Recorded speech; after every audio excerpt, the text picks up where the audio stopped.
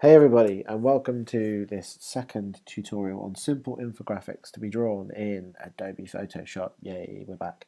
And last time we did a pie chart, showed you how to do that, and this time we're going to be looking at arrows. These kind of arrows are these bendy kind of arrows. So the first thing we need to do, if you remember from our last time, is look at our layers panel. We've got our pie chart group of layers there. If I click on that, you can see took 2 layers to make this pie chart. We'll close that for now so it's not distracting us. The next thing we need to do is we need to go down to our icons at the bottom, find the one that says create a new layer, click it. So now we have a new layer to do new work in. Okay, and we're going to draw arrows. Now, we're going to go down to our vector shape tool. Here it is. It's currently on the polygon tool. You're going to usually find it on rectangle as a default. Now, before we draw any arrows, a quick tip or a quick shortcut if you don't have much time. Right at the bottom of these options is the custom shape tool. If you click on that, what happens is up at the top here you'll find this little thing where it says shape, and it has a little arrow in there already. If I click on the drop down menu there, you'll see that there are tons and tons and tons and tons and tons of shapes that you can already use for your infographics. It's very much worth your while going through there and seeing if there's anything you really want to use. This does have arrows, so you could use the arrows from here. Let me just select this one because this one looks quite nice. It's kind of a fat arrow. I really like that. That's almost the kind of, well, that pretty much is the kind of thing we're going to do here. So you can use that. I think there's a bendy one there as well. There it is, yeah. So there's your bendy arrow. That bendy arrow doesn't really look like the one I want to do, but you can see that. And every time you draw one, it creates a new layer for it. There you are. Now, that's the easy way of doing it. I'm going to show you the slightly harder way, which is to draw your own, which is worth having. It's worth knowing as you're working in Photoshop. So this is what you need to do. The first thing we need to do is we go down to where we've got our custom shape tool selected. We're going to hold down the left side of the mouse, and I'm going to go to the polygon tool. Now the polygon tool can have many corners, many edges, many sides actually, and that's all dictated to up here where it says sides. Mine's currently selected at 3, and that's what I want. So I'm going to hold down the mouse, the left hand key, and I'm just going to drag, and it draws this shape for me. Now I want to get it as straight as possible. There we go, perfect. There's my arrow tip, my arrowhead. Now, what I need to do next is, well, I'm looking at my arrowhead and I'm thinking, it's probably too pointy. I don't want to make it so pointy. So I'm going to do something about that. What I'm going to do is I'm going to come back down to my tools over here, and just above my vector shapes is this arrow. Again, you might see a white arrow here if I hold that down. Let's have a look, just hold that down. Yeah, it gives you 2 options. There's the path selection tool and the direct selection tool.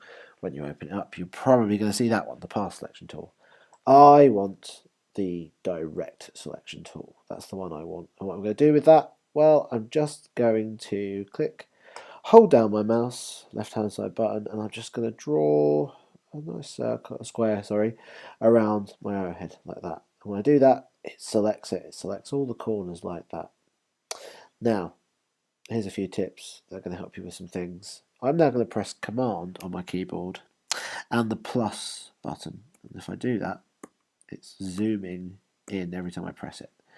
Then I'm going to hit the space bar, which changes my cursor to a hand. If I click and drag on my mouse now, I can move this down, so that's not perfectly in shape. So now I've got a nice close-up view of my arrowhead. So this is what I'm going to do with my arrowhead now. Still selected this tool. I'm going to come up to the top where this little square is. I'm just going to click it like so.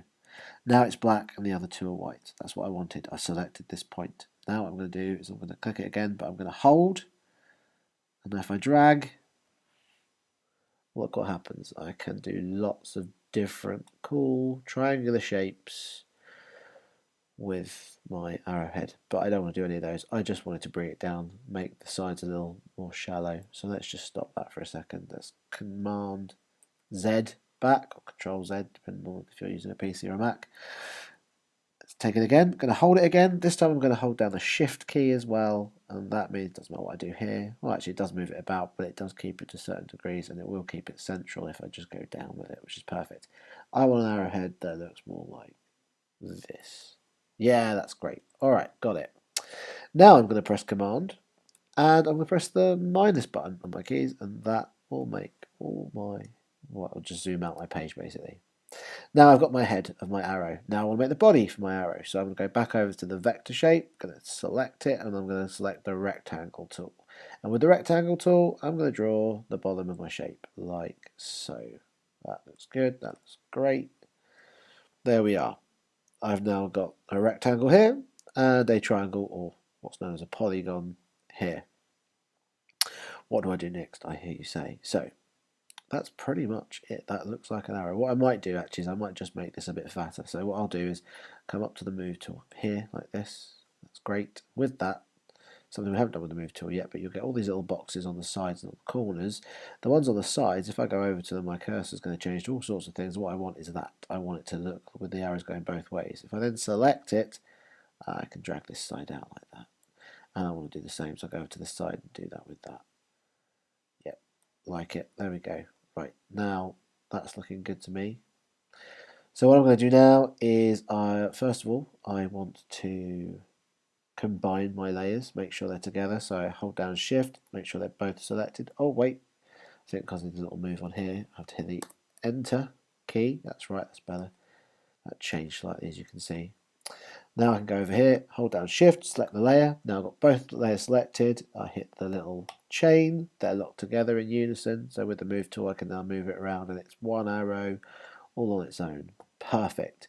If by any chance you don't want your arrow going up, if you want it going down or to the side or wherever, you can go to one of these corner little bars until you get that arrow that's bending.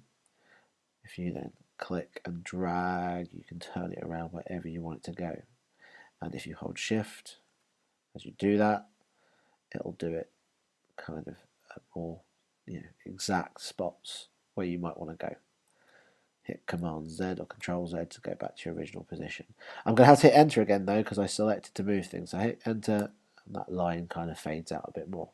Right, there's my rectangle. Let's just give it a name. So let's call that arrow.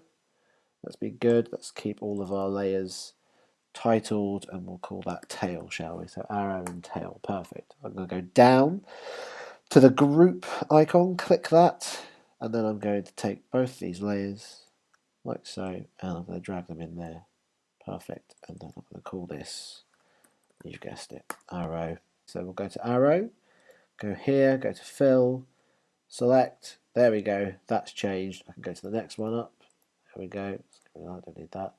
So then go to the tail, make sure it's all selected, fill, voila, there we go, I've got an orange arrow, perfect.